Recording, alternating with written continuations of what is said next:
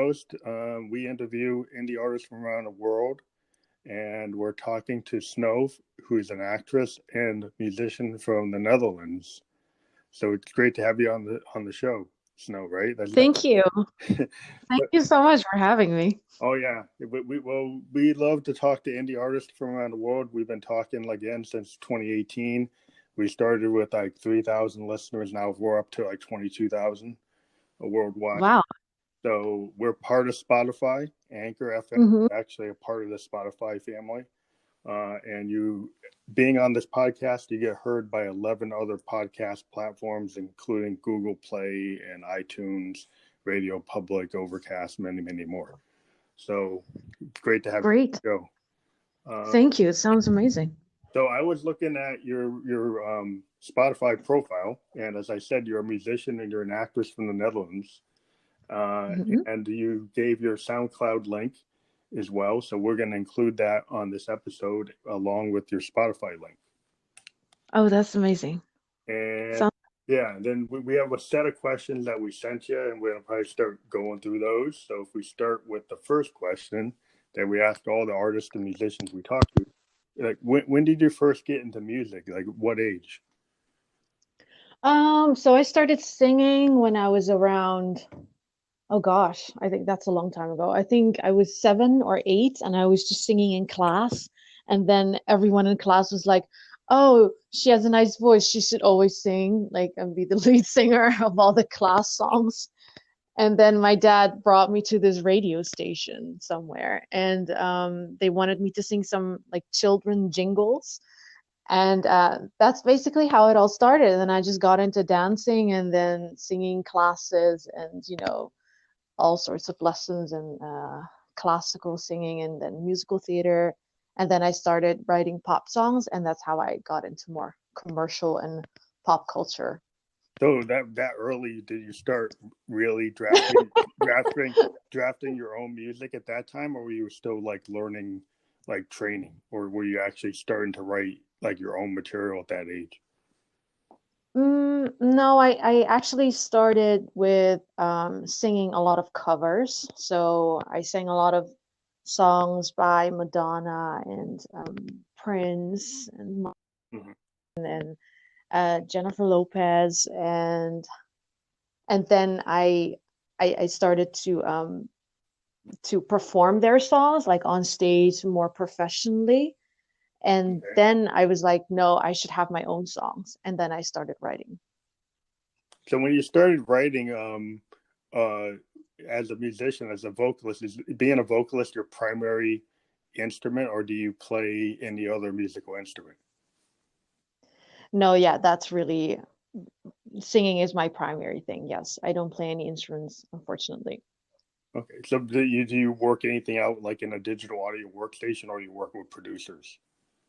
I work with producers, and nowadays I have my own home studio, so it's very easy to record these days, I find. I just record from home, and then we just send stuff back and forth. Mm-hmm. But do you use like Ableton or anything like that to like put down your initial vocals? Like, I started using Audacity, and okay, then yes, right now I'm using Ableton. that's cool. So you are using a tool. Do you use any kind of MIDI keyboards, or you just primarily focus on the vocal? Yeah, it's just the vocals. That's cool. Um, but you write your own lyrics, or do you work with songwriters as well? I do Do you both. take your original like lyrics and then have them tweaked by a songwriter, or are your lyrics like your lyrics? Usually, we usually have writing sessions, so I book a session with a professional song, Mm-hmm. write a song together, 50-50, and then I Oh, you take do. that to a producer. Okay, so you have a collaboration with a professional songwriter, but the lyrical ideas Yes. start with you. Yes. That's cool.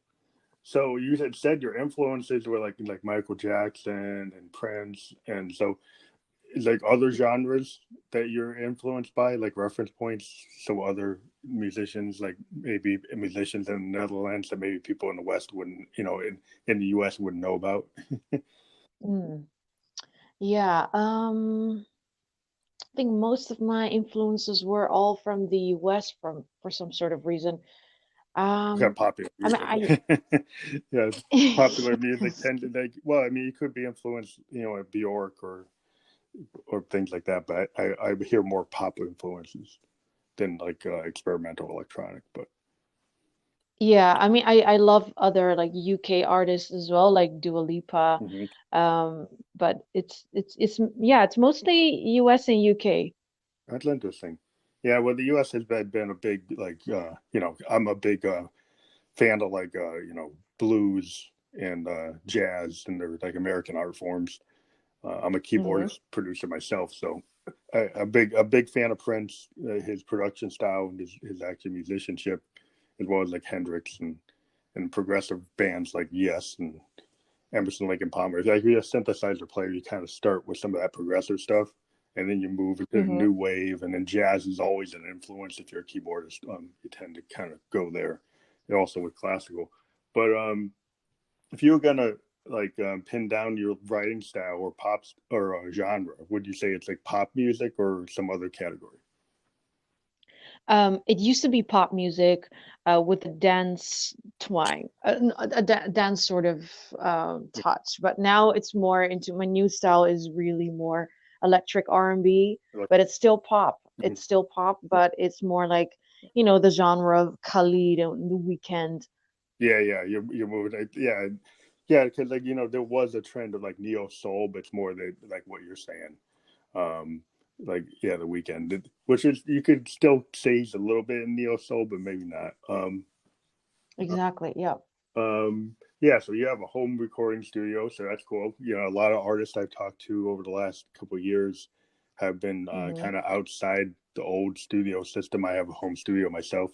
Um, Hmm. do you actually ever go to a big studio, or everything's done with your home studio, and maybe your producer has their studio, and you just use your own studios? Is that how it's working? You don't actually book time at a big studio, or do you? You know, I barely go to big time professional studios anymore. The last time was a couple of years ago, but that's because a major label invited me Hmm. to sing some choruses for this very big Dutch um, rapper, and he's basically the number one rapper here. His name is Extins, Hmm. and for the last album, I just recorded a couple of songs for him, and that was in a big studio. Hmm. But other than that, I don't book big studios myself, no. Yeah, it's like the studio system is kind of like it's the only the big charted bands might still use them. Um, you know if they're recording that where there's so much you can do with the home studio market, and the technology is such that you can create really decent tracks in your own home studio.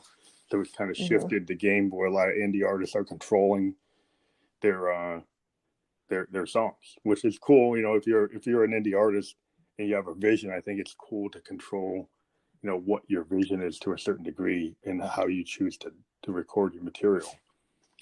Uh, Right. so, do you find that Or, that's really freeing? That allows you a lot of creative, you know, capability to be able to do that. oh yes. Yeah, for sure. I think it's so much easier to record now than, let's say, 10 years ago.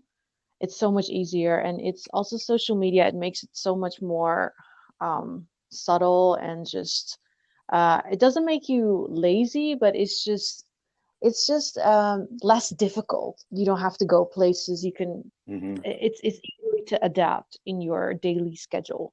Yeah, because I find that because I'm a music, I have all my I'm a big proponent of like hardware sense. So I have like Modes and Rolands and stuff.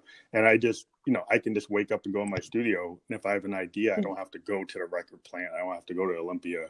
I don't have to go to like a Sound City but I've invested in my own equipment.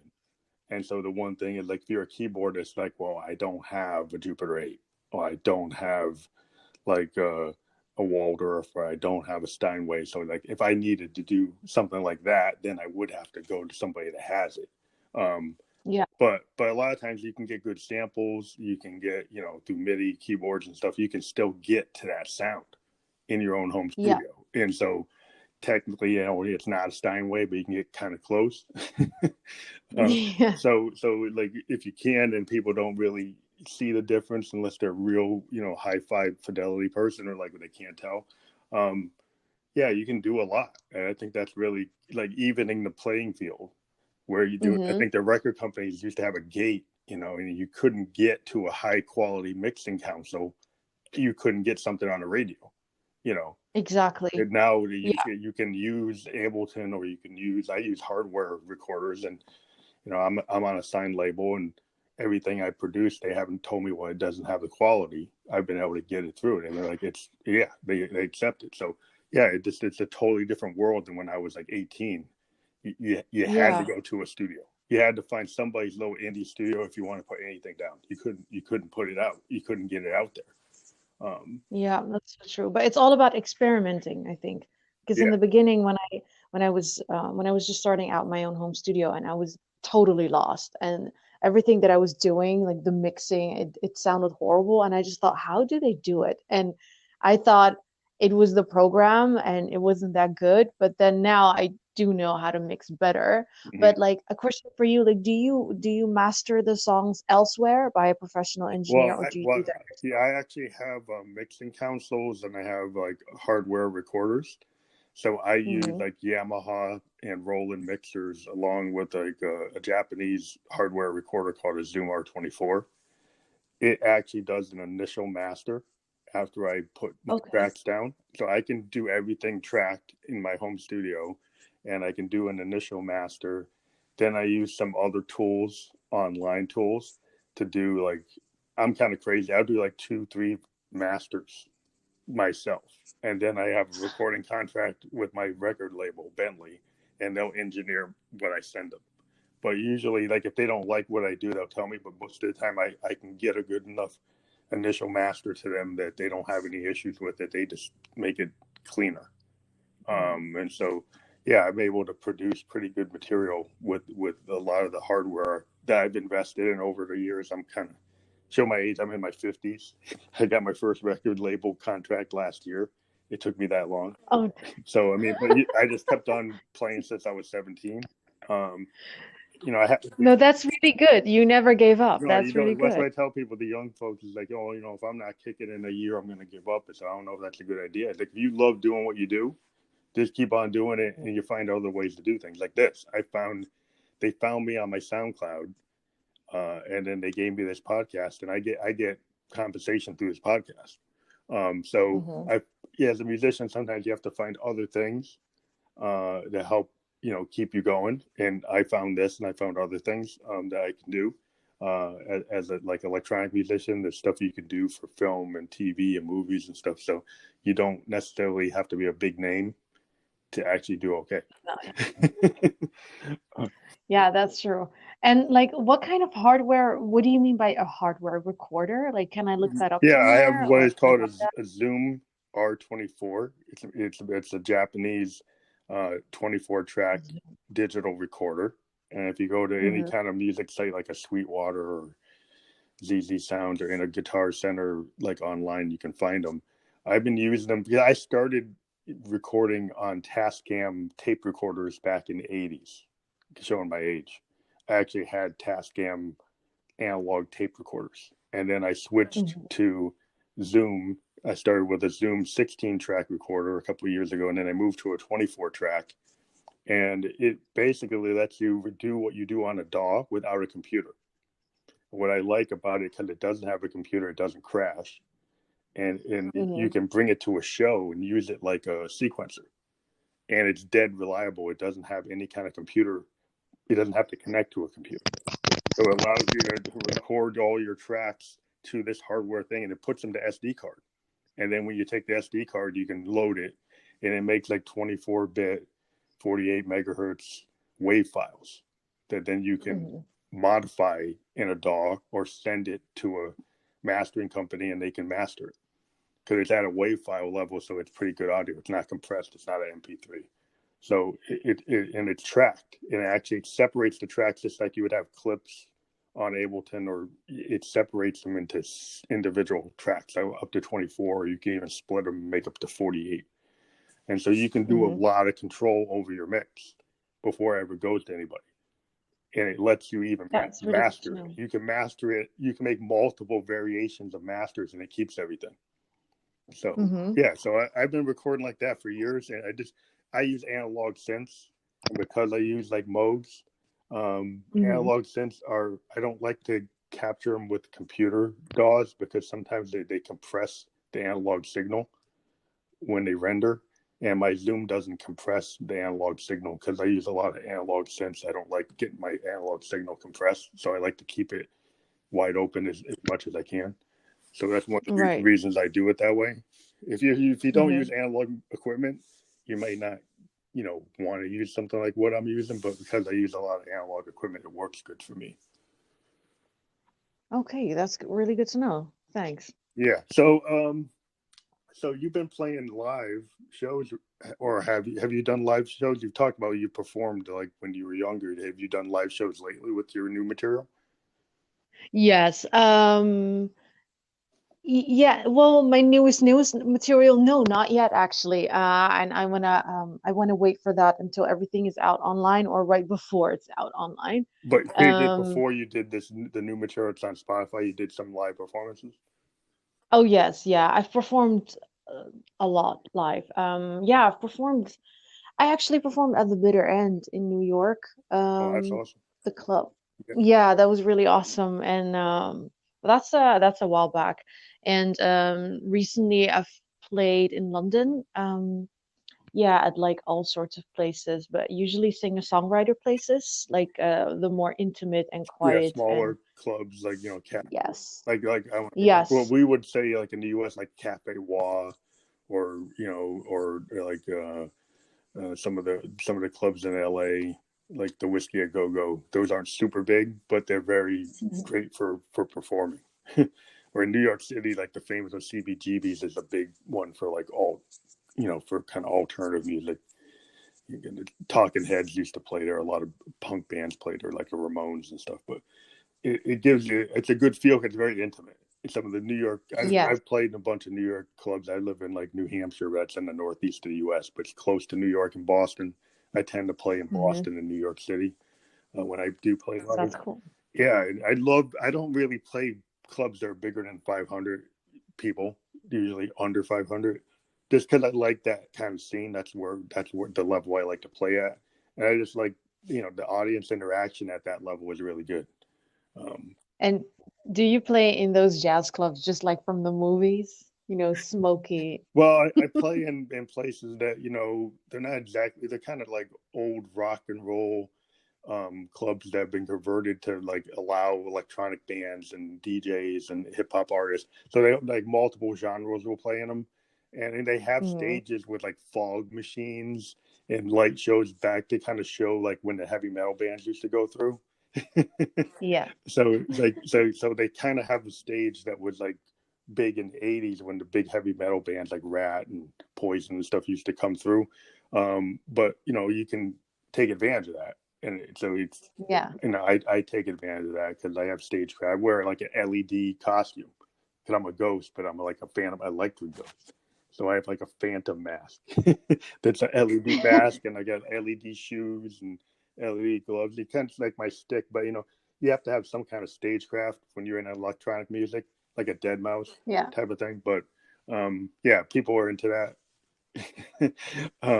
The music is the primary thing, but you do in order to get people to recognize, okay, what's the ghost, and then well, yeah, I'm a phantom, so that's what it is. But um, yeah, I mean, I love playing any kind of club I can get into. So I have played smaller like jazz like bars and stuff too. But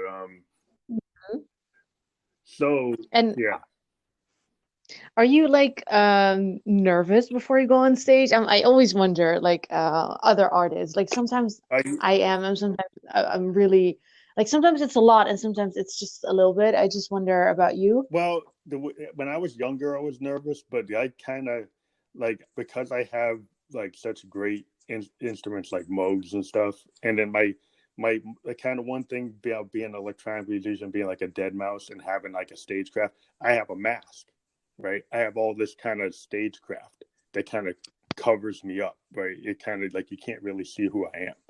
You can't see my Ah, true okay. identity, so that kind of gives me like a little layer of protection psychically.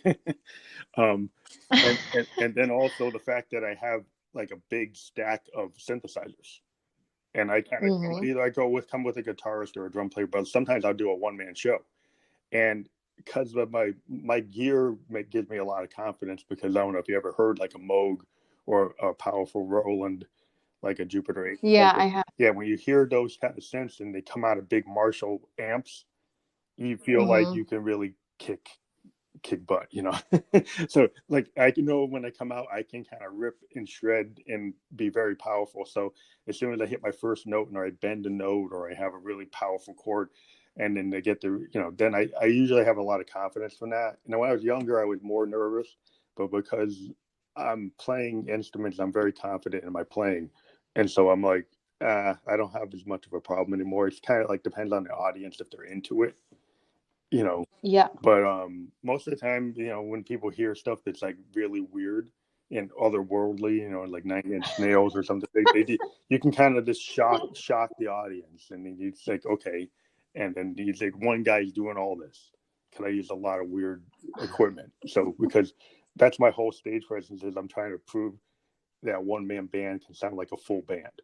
That's my whole stage show. Is like I come out there as one guy most of the time, and I can sound like I'm like five guys, because I got so much stuff going on. Because I have sequencers and foot pedals, and I can just kick all this stuff off and play like live. I'm playing like lead lines and bass lines live, or I'll play the drums live. I'll do whatever, and then people are just that's my whole stick, and it's different. And because it's different, that kind of gives me an advantage. And so usually I don't have a problem. But yeah, that's the short of it. Hmm. Sounds really interesting. It's also because I think it's the same for actors. So when I act on stage, I'm never nervous. But when I sing, I am nervous. And now I found this thing that I just when I sing, I also have written a character. So that is it's basically similar to yours. You have all these tools that you use on stage, and then you're like sort of you're covering yourself. And singers can, I mean, everyone can do that, any artist. Yeah. So like if I pretend that I'm somebody else, but the audience obviously doesn't know because it's still my face and still me, but I am just a different character when I'm on stage, and then I get less nervous. And that's really interesting. And I just found out about that a couple of years ago when I was in drama school. And before that, I had no idea. Yeah, that's really interesting, because I think Lady Gaga is a really good example of that, because she's a brilliant musician, but when she tried to come out as herself in New York City without the stagecraft she's created, she wasn't Lady Gaga. She was her original name, and she didn't have all the stage makeup. She had her normal hair. She hadn't colored it, and couldn't get any traction. And then she decided to do a kind of Bowie-esque thing, like a David Bowie thing. She created Lady Gaga, which is this other version of herself. And Yeah. I think when you see, like, Bowie did the same thing. When David Bowie started as David Jones, he went out straight wearing a suit and tie like the Beatles, and nobody liked it. Nobody wanted to hear it. But when he went and created this kind of Ziggy Stardust character, and he said, "Well, I'm from outer space, and I got the spiders from Mars." He did this whole thing, and it was really like theatrical. He was taking like Hmm. actor tools, and then he kept on doing that his whole life. He could, then Duke, Lad, and Sane. He kept on creating characters, and he used that kind of mask. And then even if you look at like Prince, I mean, Prince, if you see his normal self, he's very shy, he's very introverted, but his stage self was a different person, kind of like Bowie. He would Yeah. different personas for every album. His persona for 1999 is different than his persona for Purple Rain, different for Sign of Times, different for Parade. He create characters, versions of himself that had to do with Yeah. his outfit, or how he was, his makeup was, that they would present himself in different ways. I think that, like you're saying, is as an actor, you can take the theatrical capabilities and add them to your music. And I think all musicians try to get a little theatrical when they get on stage. It's like protection. Yeah. Yeah. That's so true. So you, as an actor, I haven't really talked about your acting, but that is a big part of your profile. So do you want to talk about some of your acting projects as well? Sure, yeah. I started acting around 6, 7 years ago, and I mean, I never wanted to be an actress when I was a kid, and this is the interesting part because I've always wanted to sing and dance, and that was about it.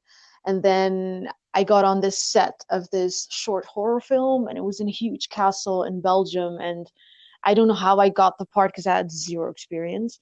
And but I just auditioned and I got a part, and I thought they were crazy because I had zero experience and I didn't know what I was doing. And but it was such an amazing experience that I thought, no, I need to do this now if I want to do this. So I just quit my day job, what I had at the time, and then I just went straight to New York.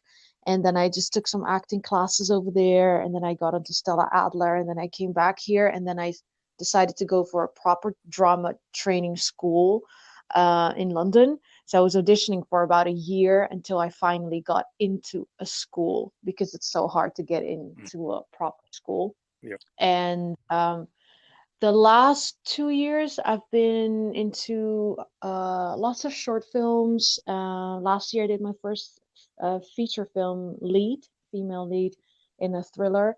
And so that was very exciting. It was a Dutch film. awesome. Um, yeah, that was really awesome. It's very different when you're the lead on set, and everybody looks at you very differently than when you're, Well, I like you to get know. foreign films. I'm a big I watch a lot of Hong Kong and Taiwanese films with subtitles, and some German films and things, just because I like to get different perspectives. So I might. What's the name of that film? I'll probably check it out. Oh, great. Yeah, I can definitely send Yeah, you a part send me the of link. my. Yeah, link to it if I can find it, and then I'll go watch. Sure, happy to do that. And push it. Yeah, 'cause the cool thing about this podcast is I can actually attach links. Like I said, your Spotify link and your SoundCloud link can be on the episode. So if you send me any kind of link that has a link to where your movies, your film stuff is, we can add some of that. And regardless of if it's in a different language, this podcast is like heard all around the world. So multiple people, not just people in the U.S., listen to it. So you could potentially get other fans involved. Yeah, that's really nice. That's so exciting. Yeah, so that's really cool because like I really think there is a connection between being an actor and being a performer. Um, and I Definitely. think Yeah. that gives you an asset. It gives you a capability, and it's cool that you found that mask because it does, deal with the issue of being shy or being like scared, stage fright. Yeah, as a musician, I mean, there's some musicians I've read about, in their biographies that they had stage fright their whole career. And it was just like the first 5 seconds of getting on stage was always like traumatic, and then they would kind of get over it, but it was always that way. And it was like weird. It's like no matter what happened, they would always still have that, and it kind of Yeah. sometimes would cause a lot of issues for them because they found ways to cope with it that might not be so great. But Hmm. yeah, it's always been interesting that the thing that they love the most also kind of is the thing that could like they hate the most. Like you Yeah. love being a performer, but you also hate being a performer because it's like it's hurtful initially or it's hard to do, but you love it and you're kind of drawn to it, but it's like a cycle. So it can be kind of interesting when you read about like the industry and how people, like people that you love to listen to, you hear their story and it's like, wow, it's interesting. Yeah. So But there's definitely a connection. Yes, I so agree. When you're an actor or a singer, I mean, I just prefer to say that I'm an artist yeah, because I don't like to. I think a lot of people, a lot of artists will agree with me. I don't think we really love, putting ourselves into boxes. What do you think? yeah, I think like I like to say I'm a musician, because that's what I am. But I don't like being put into a box in terms of how what genre I'm in, because like I said, Yeah. I like Johnny Cash, I like hip hop, Hmm. I like Coltrane, I like Sun Ra, I like Hendrix, like I like a band like Styx. People always, why would you like them? But I like a lot of different things. Like my record collection's crazy. I have like multiple influences. So if somebody says, "Oh, you're an EDM DJ," it's like not really. Like I'm a progressive electronic musician, and I pull from multiple genres, and I kind of call my sound expansive sound because my sub record label is called Expansive Sound Experiments, because what I'm trying to say is, Mhm. like, I'm an experimental electronic musician, but expansive is like everything. So that's how I try Yeah, to label it, within my own sub label, to say that it's open to experimentation and expansiveness, which, expansive means you're not leaving anything out. right. Yeah. No, that's true. Yeah, so that's hard today, because some people, like, they're in the genre, they're in hip hop, or they're in trap, or they're in EDM, or they're in psytrance, and they want to be very specific. And I have run Hmm. into artists who's like, "Oh, I'm a psytrance guy. Well, I'm a trance guy. I'm an EDM. I'm a ska." And I go, "Okay, that's fine, and that's cool." But, like, you notice that a lot of bands have transformed. Like the Clash were a punk rock band, but they took in, hip hop and Caribbean rhythms, African rhythms, and they became more than just a punk rock band. They Yeah. became like a very interesting punk rock band that brought in other types of genres, that expanded their sound. They weren't stuck in just punk rock. And so that, I think, is kind of like a lesson when you're like an artist. You see that with some of the hip hop artists today, like Kendrick Lamar. He takes a lot of jazz influences, a lot of, he has a live band on stage. As a hip hop, he's not just using DJs. He actually has live bass players and drummers and guitar players, because he's expanding what hip hop can do. Hmm. And so I think that's Yeah. kind of like the future of music, is like cross genre, you know, and acting and capabilities to kind of bring that stage. Yes. Yeah. Yeah. Absolutely love that. Yeah. Yeah, I'm always like, I think Lady Gaga is really, like, she's really like the kind of vision I see, like, after Bowie. You see people doing that, kind of like what Freddie Mercury used to do. Freddie Mercury from Queen, he just had that presence that was like bigger than life. And Yeah. yeah, when you see that, like George Michael did that too. He had that kind of stage presence. Um, that's always interesting to me when people do that, because they really bring the show. If you go to see it, somebody, sometimes you don't want to see, like, like an old school 1970s band. Like Pink Floyd are great and they're great musicians, but they wouldn't really move around. I mean, the whole thing was really the music, and so they didn't really have to perform. And I guess, it didn't matter, because they're great musicians, but they didn't really bring, like, performance to the stage. It was the music, and it's just the music, and that's Yeah. cool. But some people want to see a little more than that. Yeah. No, that's yeah, I would totally agree with that. So, have you thought about collaborating with other musicians? I know you work with producers and things, but have you done, like, collaborations where you have, like, a co-vocal with another musician, like on one of your projects? I know you worked on some other people's projects. Are you thinking of having, like, people featured on your next project, or you primarily want to focus, like, just your voice, or would you bring other people in on your, like, an album? Yeah, I do. I'm still looking. I am definitely open to suggestions, and I'm looking. I'm always looking for great artists to work with, that would suit my songs, and also open to, yeah, writing together and producing it together. And yeah, I'm still looking for my new EP. Hmm. So yeah, if people get very excited after this interview, then feel free to get in touch with me. That's cool. Yeah, I think I've done a bunch of collaborations, which is interesting. I did, like, a collaboration with a band from New York City called Lonnie Claire, and they had all these guitar and bass and drum tracks with no vocals.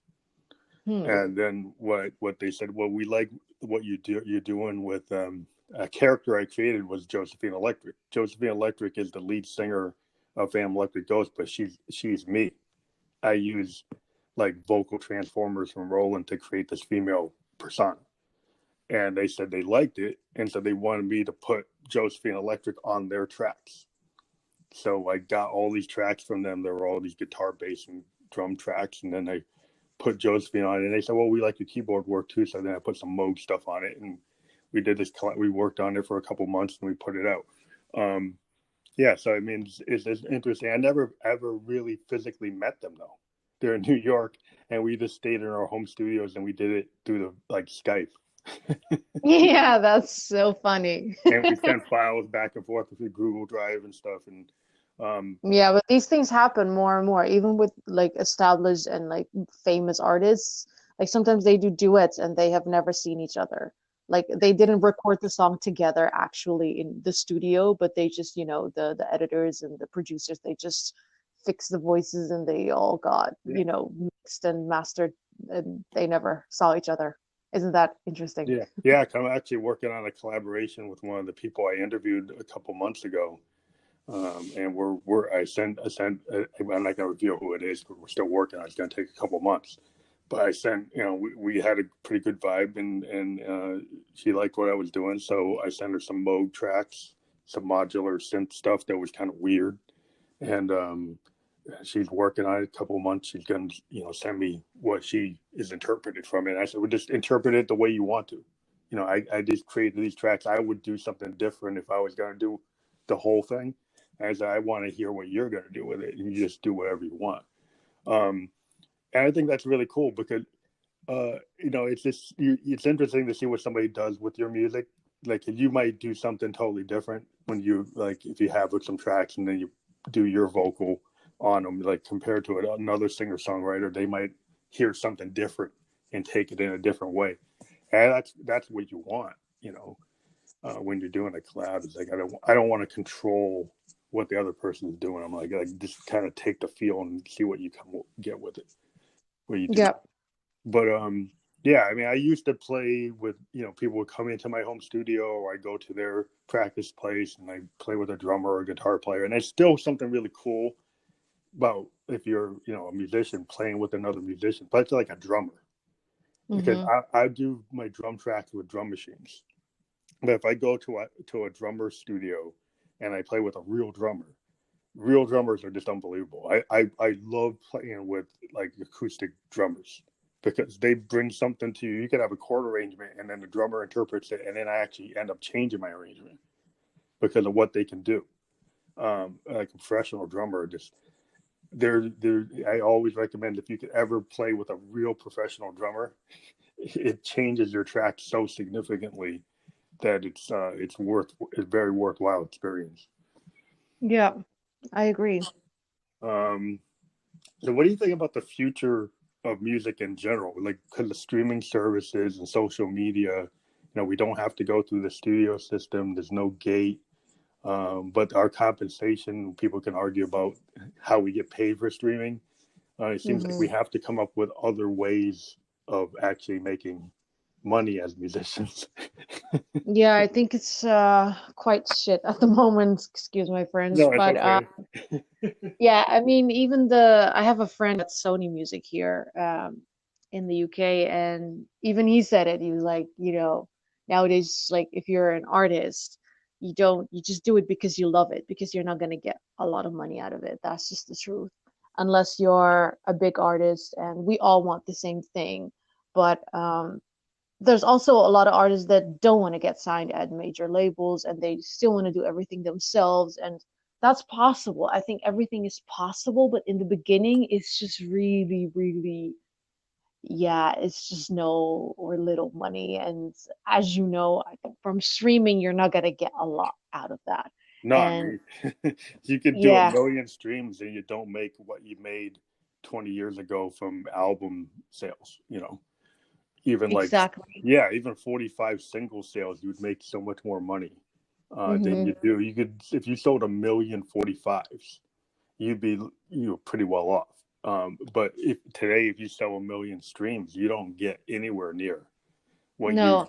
you would get. And I just don't like it that, artists always need to be like, having all sorts of jobs just to get, to pay the rent, and at the same time they're an artist, but like it's like your alter ego or something. You have so many personalities, like you have your day job hat on, and then all of a Yeah. sudden you're your alter ego on stage, and then you're recording at home, writing a song with somebody else. It's just, it's also a bit. I mean, I do it because I really love it, but I also know artists that are getting really tired, and I think if you're getting tired of it, then it's not for you anymore, I think, because this is just part of the deal, unfortunately. Yeah, And I mean, I find the only way to make money is the physical shows. Like if I do a show in New York, I make more money than I do from streaming like all year. You know, wow, yeah. if I go to a physical show and I bring a T-shirt, a Hmm. person will buy my T-shirt more than they would buy my CD. You know, and that's always like, okay, so they'd rather buy a button or a T-shirt or a poster, and they'll spend $10, $20 on a T-shirt, but they won't spend $9 on a CD, or they won't pay for the download, but they'll buy the physical merch. And that's what they find that's how it works. But it's just interesting that the valuation of your music is like beneath the value of your T-shirt. And that to me is like, people need to understand musicians. That's our art. And if people pay Hmm. $50 for a video game, they can't pay $10 for an artist's album. So Yeah. I think there needs to be an understanding. The artist, if you like that musician, you should buy their material like you buy that PlayStation game. Yeah, because artists feel less appreciated, like exactly with what you just said. Like people would buy your t-shirt, but not, your new songs.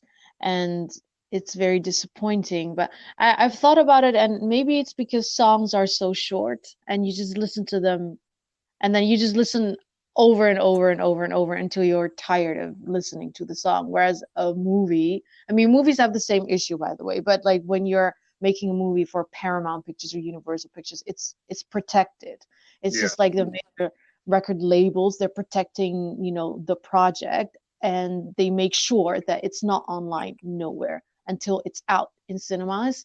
But if you don't have that budget as a filmmaker, it's the same as for an artist, for an unsigned artist. You make your own film for like 10 to 20K or something, and then you need to put your film out there. And then it's the same thing. People want to watch it on Vimeo and on YouTube, and that's just like such such I mean, it's so disappointing because you don't want your film to be on YouTube. It's not yeah, like yeah, a yeah. free a free It, thing to watch. And but I think maybe it will change in the future. But I think new things will have to, it will definitely not go back to the old way for sure. But I think new things will come. And I think a big part of that will be just, like you said, merchandising. So yeah, because I've as an actually been, artist, yeah, you I've just been need to looking, make sure you have all sorts of teacups and t-shirts and caps with your name on it, and then yeah, people will buy them. yeah. Because what I found is I was actually, because I'm in IT, like that's how I can buy my Moogs and stuff. I'm like a technical information technology guy. Is my day job. And Hmm. that's a good job if you want to buy Moogs and Rollins because they cost so much money. You better have something. Um, so the one thing I was talking to some guys that actually are like video game developers, and they were looking for music to go with their games, and I'm like, so that's another avenue I'm getting into because, like what I said, people are willing to spend like $50, $60 for a video game, and if you can get your music into a video game, you can get a higher royalty rate than you can get from the record streaming services because they're Yeah. making more money. Um, Hmm.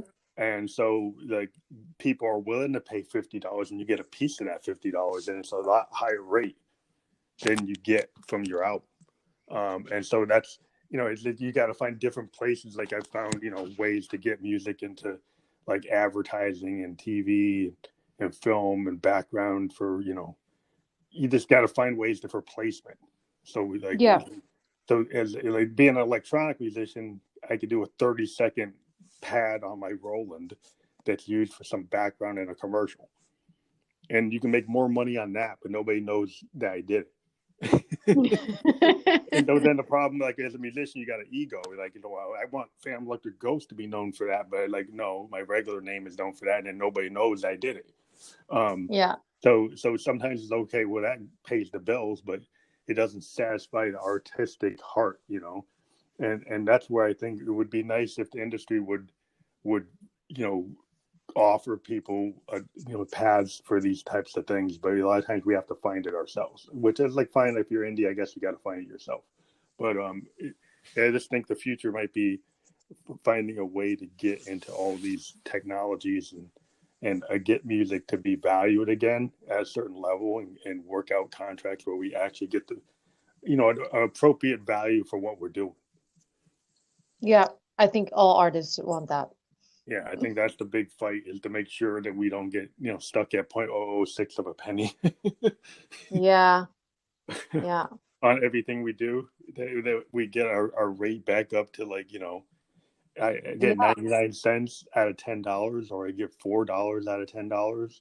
You Yeah, know, it's so shit. And a lot of artists will just give up, and that's such a shame. But I mean, I don't blame them. I mean, how else are you gonna like what if you're gonna get children? I mean, life is expensive, so yeah, I don't think it's for everyone. And then after 10 years, most artists give up or they just take it down a notch and then see it as a hobby.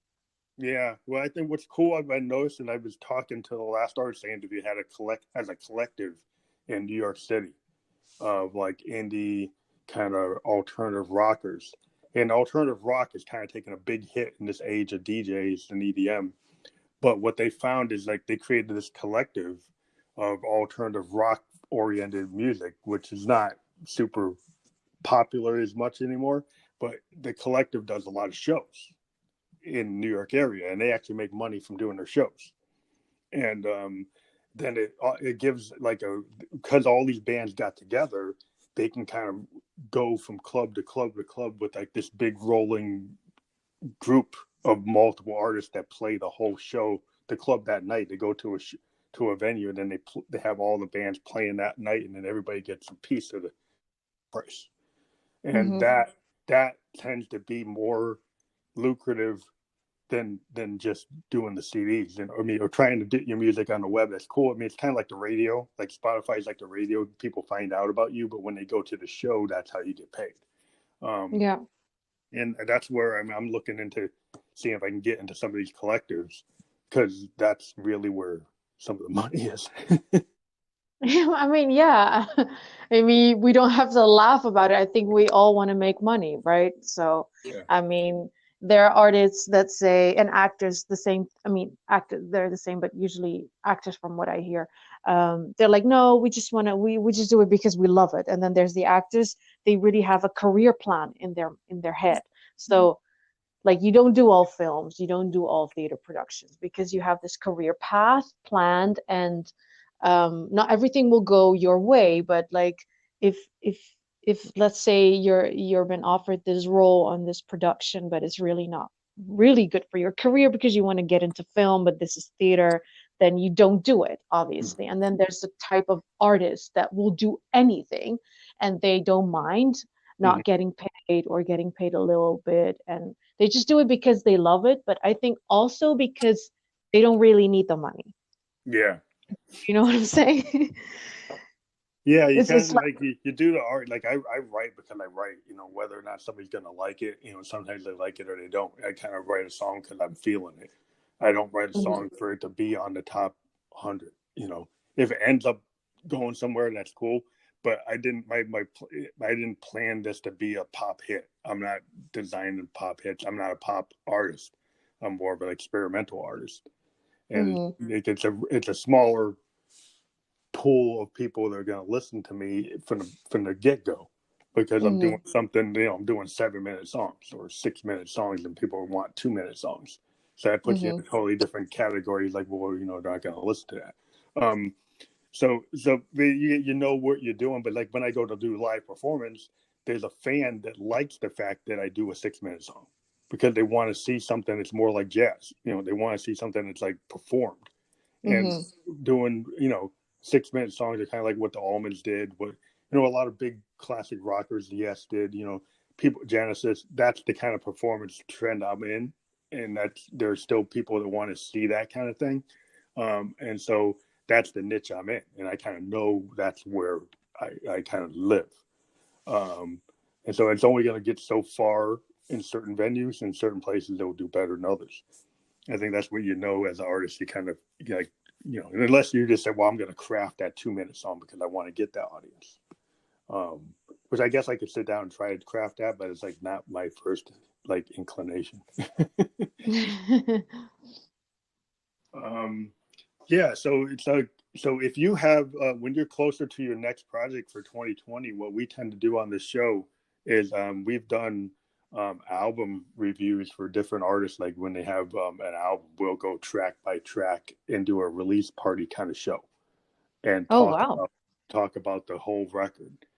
And I know like your latest music, like your newest song for 2019 is "Don't Hold Back." So maybe like you can talk about like how what that song is about for you, because everybody interprets songs the way the audience interprets what they think it's about. But I'm going to ask you like what is it about from your perspective, like when you wrote it?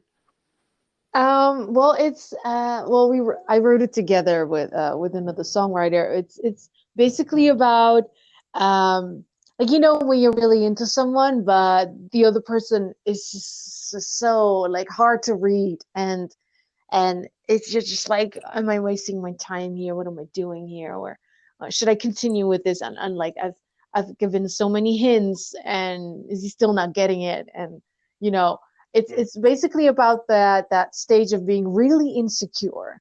And like even the most confident people on this planet have the same issue. And it's just really about like, please just show yourself and let Yeah, me know, and just tell me directly in my face what you want. And that's what it was about. yeah, that's interesting. A lot of times, like you can be the most confident person in the world, but there's this one person that can kind of bring you weak to your knees, and there's like, and people will be surprised like that you could be attracted to somebody that really doesn't have that level of feeling for you, and then you Yeah. can end up being kind of vulnerable. That you put Mm. yourself, the vulnerability shows up, and people will be surprised. There's certain folks, if you get in the same like space with somebody, they can kind of have a good or bad effect. Yeah, It's like exactly. in some kinds of love, there's some loves that like there's some loves that you shouldn't be attracted to. Yeah, like I have an album I've been working on called Dark Ghost, and I had this kind of like the idea like there's some people that you shouldn't move toward, because if you move toward them, it kind of brings you into the darkness rather than the light, and you can feel like love for that person, but it's like a bad kind of love because it doesn't Mm. make you feel better. It actually brings you down. Like you could be very like falling in love with somebody, but they really hurt your soul. They don't help you. They kind of don't prop you up. They don't make you like feel like you're winning. They don't bring you into the light. They kind of bring you into the darkness. And Yeah. and I think that's an interesting idea. And I kind of been focusing on that for my next album. It's called Dark Ghost, and it's this idea that you kind of get pulled into this like bad place.